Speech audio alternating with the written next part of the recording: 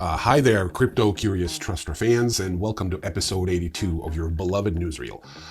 In this one, we're going to touch on the Blockchain Expo Europe that recently went down in Amsterdam. The highlights seem to be more hand-wringing about regulation, banks trying to get in on asset tokenization, and discussions around NFT utility, if there is such a thing.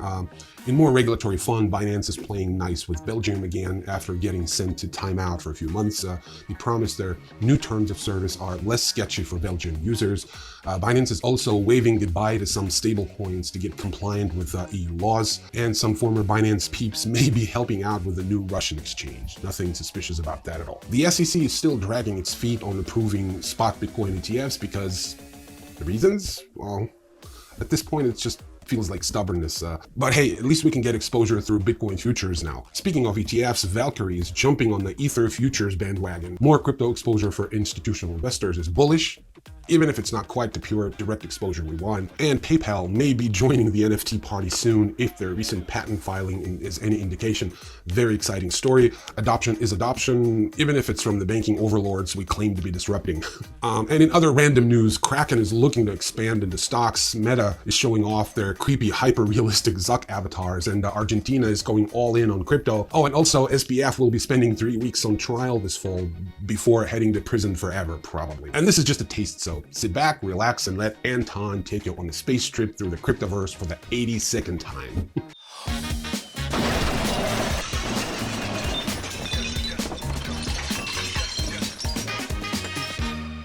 The highly anticipated Blockchain Expo Europe made its triumphant return to Amsterdam's iconic RAI venue on September 26th. Unfortunately, I was unable to go, so I think it'd be a bit dishonest for me to review this thing. Luckily, Cointelegraph was there, and I highly recommend their write-up on it. Looking at the highlights, MiCA and the regulatory climate in the space as a whole were front and center at the conference. Asset tokenization also remains a drawcard for various institutions, including mainstream banks and financial firms looking to issue and manage debt and investments. The value of non-fungible tokens for institutional users was also discussed. I'm going to insert the link in the description, although I'm sure you know how to Google things by now, so Google Blockchain Expo Europe Amsterdam and spend some quality time reading. I promise you won't be disappointed. Binance has reopened registrations and access to products and services for Belgian users again, 3 months after Belgium's finance regulator ordered the exchange to cease cryptocurrency-related services. Quote, new registrations of Belgian residents are welcome on our platform once again, end quote, Binance said, adding that various products and services will become accessible again to Belgian users who accept its new terms of use in the country. Binance has not disclosed which changes were made to allow it to resume services in Belgium. So if I were a Belgian looking to re-sign up to Binance, I'd really read those updated TNC very carefully, very carefully. Just make sure to do that, if you're Belgian, that is. Elsewhere in Europe, Binance has signaled plans to delist stablecoins for the European market by June 2024 to comply with the European Union's incoming markets in crypto assets, the MiCA legislation, which is set to come into effect right around that time, summer of 2024. Also, Binance CEO Changpeng Zhao confirmed that some former Binance employees may have joined or are planning to join the newly launched Russian exchange COMEX. On September 27th, Binance fully exited the Russian market after selling its business in the country to COMEX, responding to crypto community concerns over the similarities of the user interface between the two exchanges.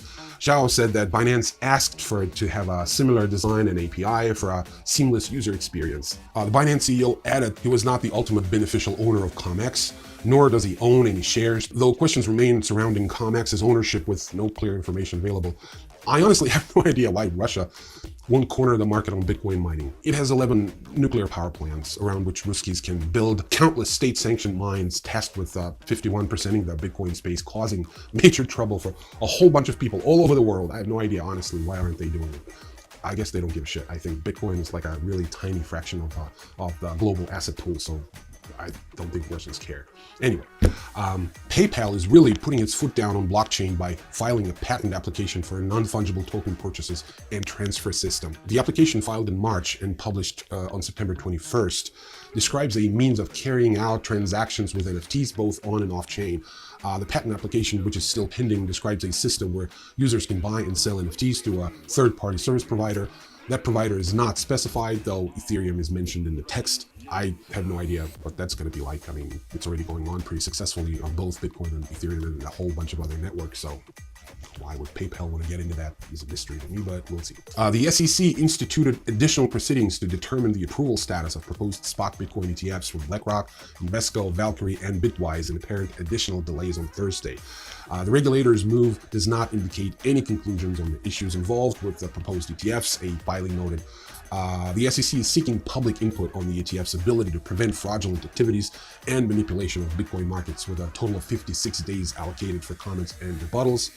So we're looking at 2 more months of weirdness in that space. We'll see what happens then. Investment firm Valkyrie will start trading Ether futures in the coming days. The firm's Bitcoin strategy ETF will allow investors access to Ether and Bitcoin futures under one wrapper. That's a quote, under one wrapper, making it one of the first firms to do so amid several pending applications with the U.S. Securities and Exchange Commission. Starting October 3rd, the fund's name will be updated to the Valkyrie Bitcoin and Ether Strategy ETF. Asset manager VanAck also disclosed its upcoming Ethereum Strategy ETF, which will be listed on the Chicago Board Options Exchange in the coming days. Circle, the issuer of the USDC stablecoin, intervened in the SEC's lawsuit against Binance. The SEC sued Binance and its CEO Changpeng Zhao in June, alleging Binance's affiliate BAM Trading sold unregistered securities, including BNB and stablecoin BUSD. Circle's filing last Thursday that is, asserted that stablecoins intended for payments failed to qualify as investment contracts and as such do not fall under the SEC's jurisdiction.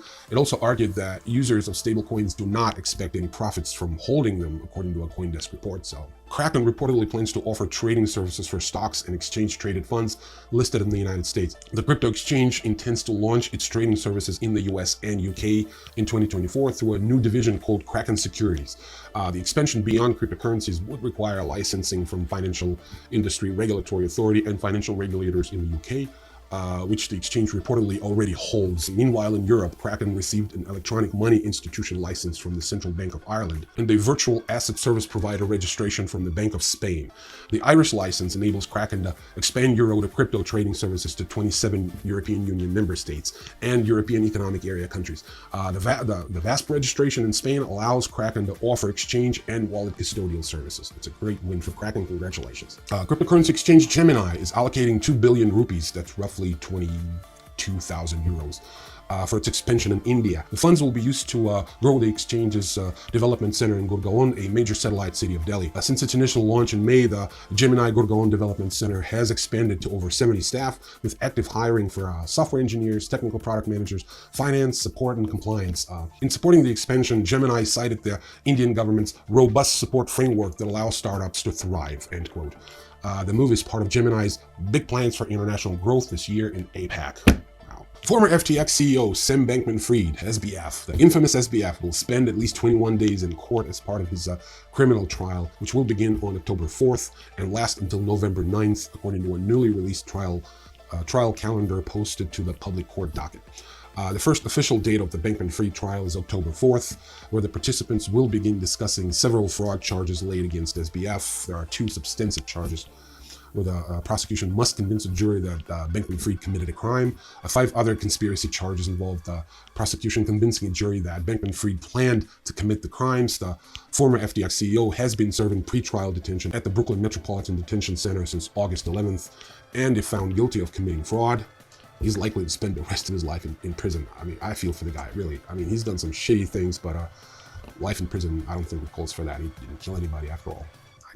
Give him 10 years hard time, see what that does. Co-founder of Three Arrows Capital, Su Zhu, was detained in Changi Airport in Singapore while trying to leave. Zhu's arrest followed a committal order from the Singapore courts, which is a directive used to imprison someone for contempt of court. The arrest is part of an ongoing investigation to retrieve funds for 3AC's creditors. The $10 billion hedge fund crashed in 2022 due to the collapse of the Terra ecosystem. A similar committal order was issued against Kyle Davis, also a co-founder of 3AC. His whereabouts are still unknown. A new report from blockchain investment firm Pantera Capital examines salary and employment trends among over 1,600 Web3 professionals globally. The research finds the median pay for a Web3 engineer in 2023 is $128,000.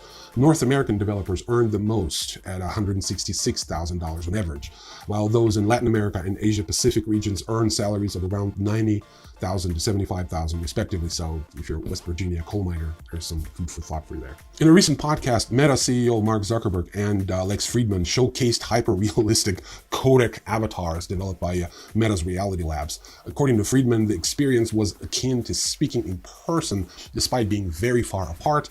Meta, according to Zuckerberg, has transcended the uncanny valley with natural avatars that make users feel at ease. Do they? I don't know if they do. AI will be fully incorporated, according to Zuckerberg, AI will be fully incorporated into software and hardware as part of Meta's long-term metaverse ambition to enable immersive socializing. I'm going to take that into huge air quotes, immersive socializing. Just give that formulation some thought. Zuckerberg acknowledges the challenges Meta faces and welcomes criticism from users, regulators, and experts. A reminder, previously Meta laid off 11,000 employees and reported a $13 billion loss in 2022 following their pivot to focus on the metaverse. And finally, some interesting developments from Argentina, soon to be ran by Javier Milei, also known as Trump of the Pampas. The city of Buenos Aires is launching an ambitious blockchain integration program to provide people with digital access to identity documents. Citizens will be able to store birth certificates, marriage records, proof of income, and academic certificates in digital wallets powered by Extremian's Quark ID protocol beginning in October. The wallets, which are based on Ethereum zero-knowledge rollup scaling solution ZK Sync Era, would enable self-sovereign control of credentials with settlement on the underlying blockchain. I honestly have no idea what any of that means. I think I don't know what blockchain has anything to do with just creating an app that contains particular government documents. I mean, the Ukrainians have implemented that a couple of years ago. It's called DIA. Basically just a government app that contains all the documents that you need to, prosper as a citizen in Ukraine. Your birth certificate, your driver's license, your tax records, and all that stuff. I don't know why bring blockchain into this. And more from Argentina. This is the last one for today. Tech Petrol, an oil company based in Buenos Aires, has decided to convert excessive gas, what's called venting gas, a subproduct of oil production, into energy for cryptocurrency mining. According to local media reports, Tech Petrol plans to drill at least 35,000 barrels a day at that designated facility, but given the absence of infrastructure to do anything with that gas and contain it, refine it, ship it, or whatnot, the company decided to explore crypto mining. Tech Petrol hopes to start its mining activities between late October and early November this year. The primary goals are to reduce environmental impact by avoiding gas emissions and generating additional profits as part of a plan. It is working with an American company, who would have thought, with experience implementing similar strategies. I mean, if you drill for oil, the gas is coming out. Simple as that. The only way to reduce environmental impact is to stop drilling altogether. Like they're gonna do that. A couple of days ago, I anger tweeted at these people when this news first appeared in Bitcoin magazine, dressed in kind of a jubilant tone as in, look, an oil giant can mine Bitcoin with vented gas in Argentina. Kind of disgusting. Anyway, thank you so much for watching this one, and I will see you in the next video.